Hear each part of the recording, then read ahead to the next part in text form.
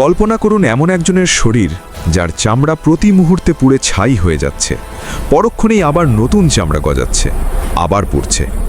একবার দুবার নয়, কোটি কোটি বার। 1 বছর নয়, 1 যুগ নয়, পৃথিবীর হিসেবে পার হয়ে গেছে 1000 কোটি বছর।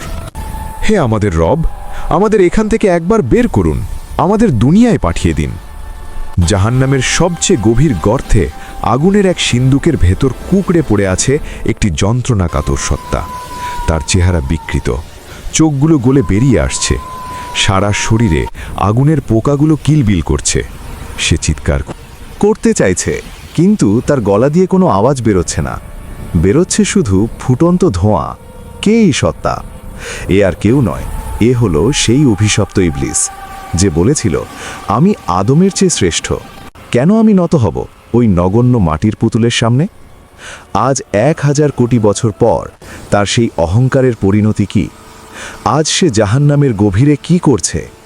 সময় বা কাল দুনিয়াতে আমাদের কাছে খুব দামি, কিন্তু আখেরাতে, বিশেষ করে জাহান্নামে, সময় বা টাইম এক অভিশাপ। আল্লাহ তাআলা ইবলিসকে কিয়ামত পর্যন্ত হায়াত দিয়েছিলেন। সে তার হায়াত শেষ করেছে পাপ আর ধোঁকা দিয়ে। কিন্তু বিচারের দিন শেষ হওয়ার পর যখন অনন্তকাল শুরু হলো, তখন থেকে শুরু হলো তার আসল লাঞ্ছনা। আজ আমরা ইতিহাসের পাতা আর হাদিসের ইঙ্গিত থেকে এমন এক দৃশ্য আঁকব যা দেখলে আপনার রক্ত হিম হয়ে যাবে। আজকের ভিডিওতে আমরা দেখব 1000 কোটি বছর আগুনে জ্বলার পর শয়তানের শারীরিক গঠন কেমন হয়েছে, তাকে কি খেতে দেওয়া হচ্ছে এবং এত বছর পর সে তার সঙ্গীদের সাথে কি আচরণ করছে। দূরে সরে যাও। আল্লাহ তাআলা কেন তাকে কুকুরের সাথে তুলনা করবেন, আর কি বা হবে তার শেষ ভাষণ? জাহান্নামের স্তরগুলোর মধ্যে সবচেয়ে ভয়াবহ স্তর হল হাবিয়া বা অতল গহ্বর। প্রতিধ্বনিত হয়ে ফিরে আসে, যা তাকে আরও উন্মাদ করে তোলে। তার এই সিন্দুকটি মহাবিশ্বের যে কোনো ব্ল্যাক হোল বা কৃষ্ণ গহ্বরের চেয়েও ভারী। মনে হয় যেন কোটি কোটি পাহাড় তার বুকের ওপর চাপিয়ে দেওয়া হয়েছে। সে শ্বাস নিতে চায়, কিন্তু বাতাস নেই, আছে শুধু বিষাক্ত আগুনের ধোঁয়া। সেই সিন্দুকের ভেতর তাকে নড়াচড়া করার মতো জায়গা দেওয়া হয়নি। সে একবার ডানে ফিরতে চায়, কিন্তু ডানের দেওয়াল আগুনের। সে বামে ফিরতে চায়, বামের দেওয়াল কাঁটাযুক্ত। মাঝে মধ্যে সে বিড়বিড় করে বলে, একটু পানি, 1 ফোঁটা পানি।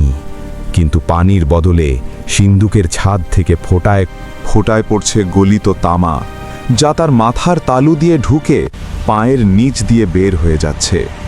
সেই গলিত তামার তাপে তার মগজ টকবক করে ফুটতে থাকে, যেমন চুলার উপর পাতিলের পানি ফোটে।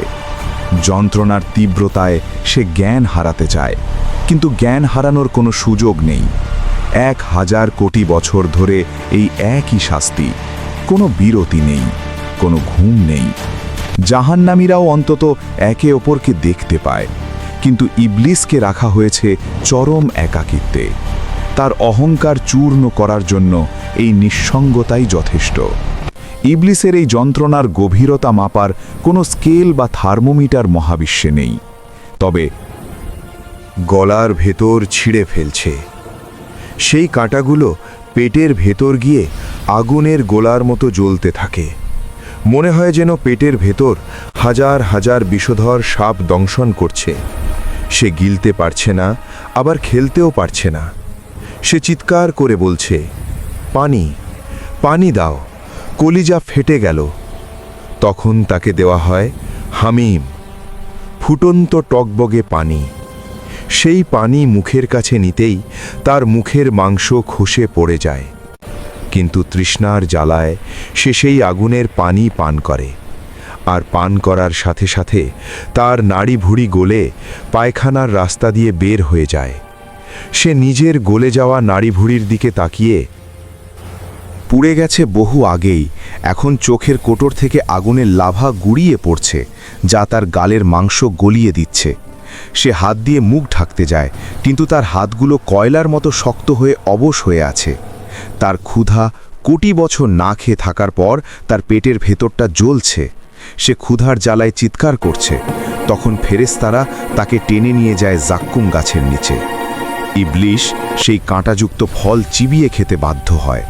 যে ইবলিস দুনিয়াতে মানুষকে হারাম খাবার, মদ আর সুদের লোভ দেখাতো, আজ তার গলায় আটকে আছে জাক্কুমের কাঁটা।